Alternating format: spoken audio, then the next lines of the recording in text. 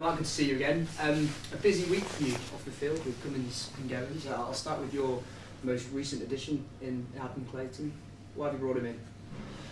Well, we've been looking to bring another midfield player of his type in, and the opportunity presented itself. He's a player myself and Glenn obviously know very well from our time at Man City, and obviously he was only a young guy then, and he's gone on to have a fantastic career, and always felt he was going to have a career of longevity, and that's been proven. Played at a really good level for a long time.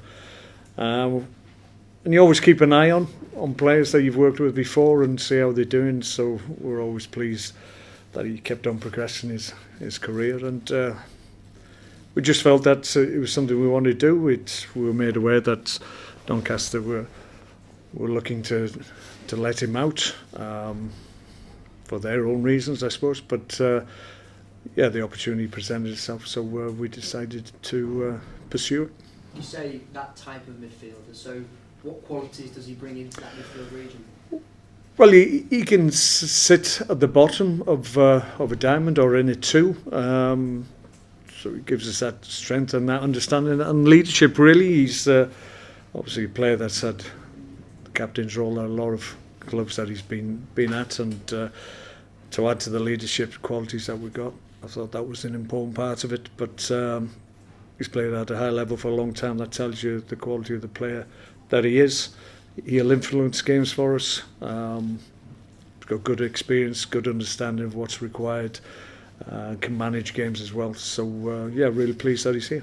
You were just speaking to us earlier about how not only does he bring qualities on the pitch in a footballing sense, but he's had to really hone in the skills of being vocal, and that is a skill and something that he learned during his time under Tony Pulis, and how he feels that if he could go back to when he was 15, it would be something he'd try and teach himself again, that the art of being vocal on the pitch. Yeah, it's a massive thing. We talk time and time again about not only just general play, but set plays. It's about getting organised early, and you have to communicate, which I'm not doing very well, and talk and speak and shout on the pitch just to get yourself organised, and it makes a hard job easier if you get help and you can impart help. So being able to communicate loudly, clearly, concisely and correctly is a massive thing for a player. It's an interesting point as well, speaking to Harry after the Wimbledon game, and he said that it was an area that he really wanted to try and improve. Now he's got a good amount of games under his belt in league football, that now what he wants to do to take himself to the next level is become more vocal, become more... Yeah, Harry is good in that regard, but there's always improvement that any play, and recognising where they can improve is the first step. So Harry obviously acknowledging that maybe he wants to be more vocal and be more of a leader in the team is a good thing, and I will always encourage that, because the more guys that you have that can take on responsibility and not only do their job but maybe 20, 25, 50% of somebody else's if they're having a bad time, and it just gets players through. So it's important that we have good players that are able to do that. Is it an area that you've obviously looked to strengthen in terms of bringing Adam in, but have you been actively talking about leadership? Yeah, at times I felt we've maybe been a little bit quiet on the pitch in terms of organising, and as I said, we just need more numbers to be more actively involved in that part of the game. It's a huge part. Communication on the pitch is vital, and if we can improve that aspect of that play, it'll allow us to be more effective, in my view. Second addition, Talaji Bowler comes in as well from Rotherham on loan. What does he bring to the squad then in terms of that full-back position? Talaji's a good player in the short space of time that we've seen him with us. He's really impressed everybody. He's really dynamic. He's quick. He's always on the front foot, aggressive in his defending as well, and he's got good technical ability and good delivery. So we felt it was an area that we wanted to improve. It's probably the one area of the team we didn't improve in the summer. So the opportunity to bring him in was something we wanted to do. And obviously, Matty has gone out. Just came to me and really wanted to keep on playing. Made made a little bit of an assumption that he wouldn't be playing as regular, but we've got Liam Ridehouse fit and well at the moment, so I was able to understand where Matty was coming from, but there was no case of us trying to make Matty go out of the club. He's still our player. He'll be back in the summer, as long as we're not going to see him again. He just felt himself that he had an opportunity to go to a team which he thinks he will play week in, week out. Assumed that he wouldn't be doing that here, so that was the thinking behind it. You understand his want to maybe go out and get... Yeah, look, to a certain extent. A little bit surprised that he didn't back his own ability and take the challenge up, but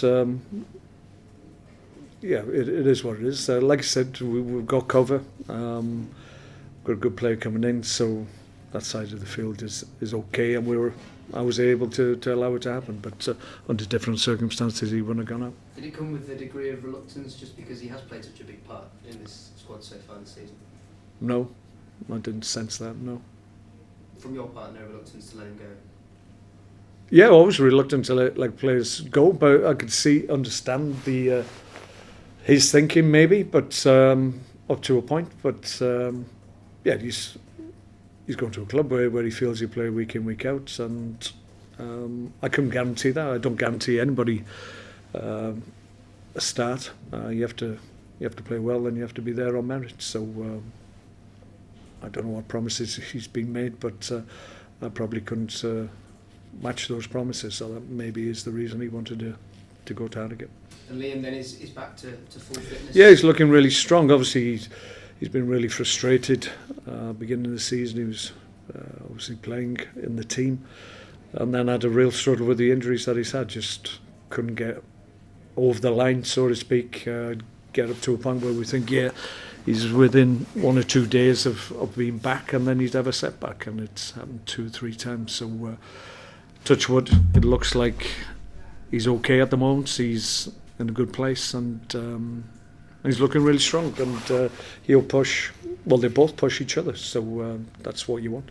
Are you clear in your mind as to who will take that shirt on Saturday?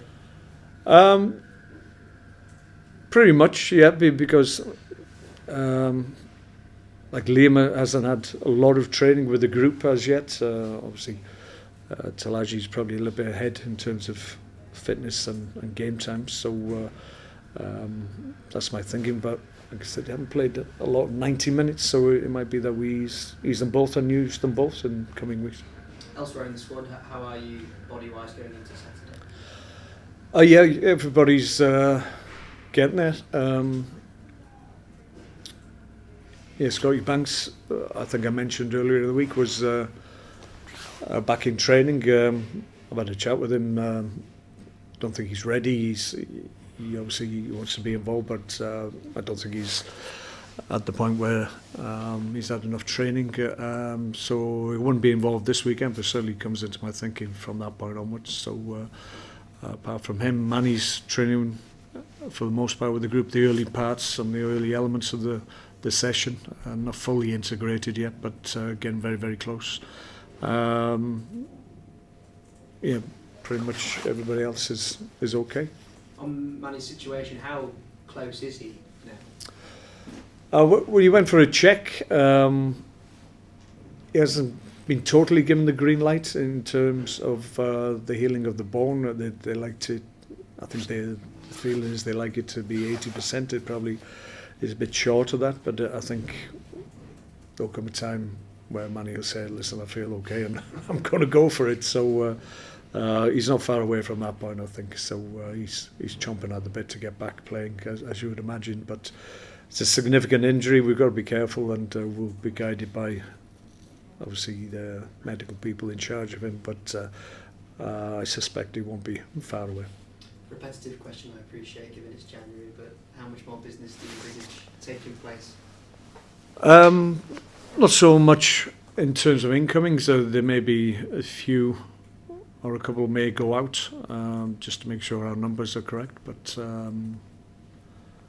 yeah, maybe a little bit more business, and we'll see, and maybe someone will raise his head towards the end, as he always does, and you think, oh right, okay, maybe that makes sense. So we'll always have that proviso, but for the most part, I'm happy how the squad's shaping, and we brought in some good players with energy, players with good understanding of the game, and I think we'll be stronger at the end of it.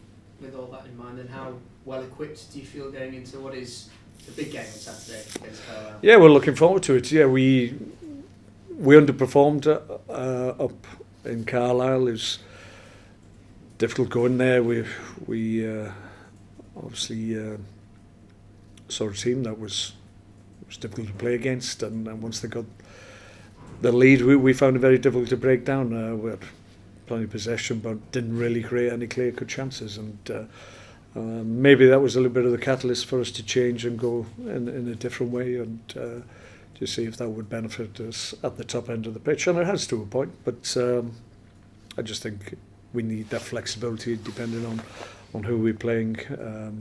Different teams, different formations will cause us different problems, and we've got to have solutions for it. But we're all looking forward to it. Hopefully, touchwood, weather will be okay and it goes ahead. And yeah, they're obviously one of our closest rivals, so another opportunity to help ourselves and hinder them. I know we in the media can be sometimes guilty of picking games up and calling them massive games, but given what's riding on this, the fact that they are so close to you in the table, it does feel like a 6-pointer, especially at home. Possibly, yeah, but we've got any number of games coming up that you could probably put that label on. So we just got to, it's the old cliche, take each game as it comes. We're actually in the second half of the season now, and it's remaining games are going to lessen every time we play. So we've got to make sure that we're in a good position at the end of the season. It won't be defined at the weekend, but we can help ourselves at the weekend. Final question from me. It's the EFL Action Week. I think that's the official title anyway. And I know you were taking some proper questions actually from proper. Yeah, they did very well. Yeah. But it's interesting listening to Rick Parry talking this week about the monetary value that the EFL gives back to the community, because 800 million was the figure that he gave. But this was all embroiled in the discussion about an independent regulatory body coming in to view football, and I think the plea from him was that maybe more money needs to come down from the Premier League, from the big boys there, to try and help out clubs at this level. Given that you've been at both ends of the spectrum now, do you see that point of view? Yeah, I can see in terms of obviously if the money filters down to a greater extent, then the safety of clubs at this level is hopefully in a better position and enhanced, because the danger is if you lose league clubs from the centre of your community, then it's a huge loss, and there's a danger if finances at the lower level are compromised. Then we've already seen examples of it. So if teams have been lost to their communities and to the wider area, then I think that's a real shame. So for me, if they can filter it down and ensure that obviously the safety and the future of clubs at the lower level of the pyramid are more secure, then that's got to be a good thing, because it's a huge thing to lose your local football club from your community. So anything that can be done to assure or maybe safeguard that, it should be done. And that's probably underlined by the fact that we've just come out of an era of COVID where a lot of those clubs were at risk, still are at risk as a result. Yeah, and there's a lot of people within these clubs doing marvellous work to just keep clubs going. So clearly finances play a huge part of this level, and any help that we can. The rewards at the top level are massive, but television companies, they want the big games at the top level. That's why they pay the big bucks. But AFL is enough for everybody, and you can make huge differences to a lot of people and a lot of clubs in the pyramid. And I think there's discussions to be had, certainly. And I'd like to. Haven't seen both sides of the coin. I think it's something that should happen. As we said, there's been a few players come in, and there's a lot always made about integrating new players into a team. How do you go about that? How do you not unbalance the side? Well, you look at your needs and you look at what you feel will enhance the group, and you do your homework, obviously. And whenever you bring a player in, there's a slight risk because you're never quite sure how they react to a new group. But for the most part, I think integrating somebody into a group is a lot easier if they're good players. It sometimes causes a problem if you bring somebody in who isn't embraced because there's slight doubt about their ability to make a difference. And I think all the players I brought in will help us and enhance us. So I don't anticipate they'll have a problem with the group. The group's open anyway and very welcoming. They're good lads who want to see us successful, and seeing good players shouldn't undermine players. They should take the view that actually they're coming to help us achieve what we want to achieve. And if you have that attitude to it, then maybe if you have any kind of doubt of new players coming into the group, you should just console yourself with that. And Adam said to us earlier that the dressing room is quite loud and no one seems to be on the outside of anything. And that's got to be a positive from your point of view. Yeah, we like to think we involve everybody. It's not as if sometimes we have numbers on the training field that aren't ideal in terms that actually when everybody's fit there's probably one or two many for exactly what we do, but because we've been doing it a long time and we've got good coaches and good understanding of what's required, it doesn't matter what number we're working with, we can get good session and a good work into the guys. So it doesn't mean that just because we want to do a certain thing that we put a group in the corner on their own and they get a little bit disenfranchised, and then that's when you have problems. But we improve everybody, we feel, and we integrate everybody. So I don't think we've ever pushed people away just because it suits our needs on any given day, because I think that leads to obviously players being upset with their situation. So we include everybody, and I think that's why the spirit is really good. And you mentioned the weather. Have you spoken to the ground staff at all about? No, I mean, listen, we're talking about the weather. It's beautiful out there at the moment, but yeah, I mean, I think it's going to get warmer towards the weekend. I think that's what we're expecting, so I don't anticipate that the game will be in doubt. But I'm sure the covers are on at the moment. But yeah, come the weekend, it should be okay. Yes. Mark, during the summer window, you sort of saying about bringing players in. Obviously, you can freshen things up, sort of freshness in the squad. I mean, is that important also mid-season? You know, you sort of have after 20-odd games, you sort of give them a freshen up.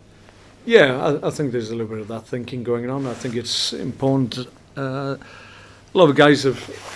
What happens is that everybody starts with great enthusiasm because they feel they'll be part of the first 11. Some haven't been able to manage that on a regular basis, so they've been really patient and haven't caused me any problems whatsoever. But maybe it comes to a point where you've got to be fair to them, and guys that feel that they want to have game time from now to the end of the season, I look more favourably on because they've been so patient and been part of and supportive of the guys in the first 11. They've given that support and they've trained correctly. So on occasions I have to be fair with players and understand that they've played their part and maybe as a reward they need to go out and play. But it will never be unless I feel we wouldn't be weakened. If I feel we can do it, we'll look favourably. But if it's not possible, I won't do it.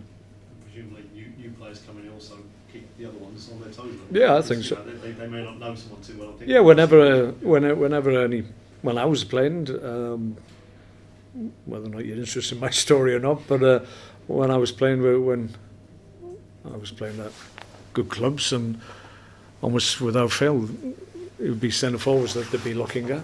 Every year there was always speculation, but I always felt, well, you're going to have to work exceptionally hard to get me out of the team. So I was always round and probably didn't make it easy for my managers, if I'm honest, because they probably thought I'd call it a day. But I always viewed it as a challenge, and I think the lads should view it that way and just see it as a challenge and an opportunity to back yourself and back your own ability against somebody that maybe has played at a higher level, but if that's the level, then see if you can raise your own game to it, and if you do, then you're going to improve as well. Have you sort of noticed some of the players perhaps sort of, I wouldn't say they're comfortable, but they've sort of perhaps, up the level a little bit because they've sort of seen... Yeah, I think that always happens. I think when a new face comes into the building, I think that happens. Certainly seen evidence of that. So yeah, that's the response you want. That's why you bring new blood in. Obviously, you said about the sort of change of shape since the Carlisle game. Obviously, Andy Cook's not started the last 4 games. And inevitably, this time of year, everyone who's not in the team is clearly going here, there, and everywhere. I mean, Well, Andy Cook's not going anywhere. I was going to say, I mean, have you had any inquiries or anyone ask you about Andy Cook at all? Well, if they did, they probably ones just in passing, but they get short drift from ourselves. We don't encourage it at all. People may question some moves and what I do in the transfer market, but even I wouldn't transfer list my top scorer. It's he's had a great first half of the season. I think I've had a conversation with him in terms of, like, he had a period last year where he had 10, 12 games, whatever it was, didn't score, and he got really down because Andy's very much a confidence player. So I just said, listen, I just felt we didn't want to go down that road again. So if it means just going out of the team for a short period and refreshing you, and you come back and you're back at your level, that's what we'll do. So he understood that. So listen, from now to the end of the season, Andy's going to be really important for us. Yeah, as you said before, he can be a bit high and low as a player. Mm. How is he at the moment? Is he? He's okay. Yeah, he wants to play, obviously, and in fairness, I mean, if you look at his appearance, I think he's played a part in every single game, so he's not doing bad in terms of minutes, but he always wants to start games, and sometimes you have to protect players from themselves. If you see maybe the form just waning, then take him out, let him have a fresh look at it from the outside in, and then come back and be refreshed and be ready to go again. I suppose playing devil's advocate from the other point of view, when he does get to come back in, he might be coming in, right, I'll show this manager that he shouldn't. Yeah, I don't mind that at all. Yeah, I'm sure that would be his attitude. I hope it is. That's the point I was making earlier on. Come and prove me wrong. And Mark, with the changes in society, particularly higher up as fewer English-speaking players, is it harder to find those leaders like Adam nowadays? Yeah, they aren't as prevalent. I think. Yeah, dressing rooms have changed clearly, and certainly when I was managing at top level, when I was playing and when I started managing, predominantly they were British based, and they were Irish, Scottish, Welsh, English players, and that was the makeup of the dressing room. That's clearly not the case anymore. There's a lot of diversity in it, and managing the same and reacting to poor play or whatever is a little bit dangerous if you've got different culture and a different makeup of dressing room, because players from different countries and different attitudes take criticism in different ways. So you have to learn that and understand that and recognise that it could be a problem if you just bowled in and managed like maybe you did 15, 20 years ago. So it does change, but there's still good leadership there. It's not necessarily just British-based players that have that character. One of the best leaders that I was ever involved with, Vincent Company, came to these shows, and straight away, I think from the first moment I was in his company, I realised that he was a guy that was going to lead people. So you never know. You have to work with them. You have to be around them to understand what they do. But if you have 1, 2, 3, even more within your group, then that's going to help you. I mean, it just seems from looking from the sidelines, and that's all we do, that players maybe talk less, maybe rely more on their coaches. And I mean, yeah, I think that's true. I mean, you've played abroad. It must be difficult to feel confident enough to speak your mind when you're in that situation. So you should. Yeah, you should. There's always ways and means to make yourself heard, and I think there is more an onus on looking to the sideline rather than understanding what's happening in a game. It's quite difficult to recognise. Obviously you're in the heat of football match and to recognise what the opposition are doing to you when you're trying to just cope with what demands have been placed on you as an individual. It can be difficult, and it takes a lot of talent and a lot of experience, I think, to recognise what's happening in the game as you're within the game. So probably, I think that's probably a point that you actually don't see a lot of players being able to understand what's required at any given time, and it becomes probably more prevalent that coaches and managers on the sideline have to sort things out from afar. So yeah, I can agree up to a point, but you can improve that aspect of your team, you can make it better, and hopefully players will step up and take up the slack. I mean, is that something you'd be saying to your players? Just look at Richie Smallwood, just look at Alan Clayton. You can learn from that side of the game, because as Jamie was saying, we wished he learned it. Yeah, it's players will lead in different ways. Richie is a talker, but he leads by example as well. I sense Adam from memory was always somebody who was quite vocal anyway, and certainly has done as he's progressed in his career. And Harry we've already mentioned, but we've got other leaders in the group as well. Gilly is great in that regard, leads by example, another guy that does that. So we have got leadership within the group, but if you can add to it, along with the ability of the player, then that's a good thing.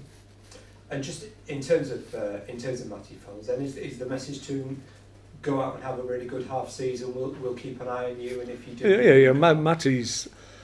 Matty's our player. He's coming back in the summer. It was a case, like I said, he wanted to take up the opportunity. I was able to make it happen for him because of bringing Talaji in. So it coincided obviously with Liam back fit as well. If it had been similar circumstances, maybe 3 weeks before, it wouldn't have happened. But sometimes the timing of it just allows you to do that, and Matty is still our player. He's gone out to get games. He's had a good season. He's obviously never played a full season of league football, so this is his opportunity to do that. So that's important for his development as well. So I think probably that is something that was in the back of his mind that he wanted to achieve this year. And just in terms of, obviously, you brought 6 in, you talked quite rightly at the start of the season when there were even more in about the need for patience. I mean, how long do you think it's going to take these guys to bed in? Can you afford much of a bedding in period mid-season? I don't think it'll take them very long at all. They're good players. I feel they'll enhance the group almost immediately. We've seen that in training straight away. So that's the reason. If I felt there was a real period that we had to wait until they were up to speed, then it wouldn't have made sense to do it. So because obviously we're arguably we're on the home straight now. We're taking games off to the end of the season. So no, we haven't got a window where we can allow them to develop and integrate slowly. We've got to get up to speed quick. Absolutely. Okay, guys, no problem. Pleasure.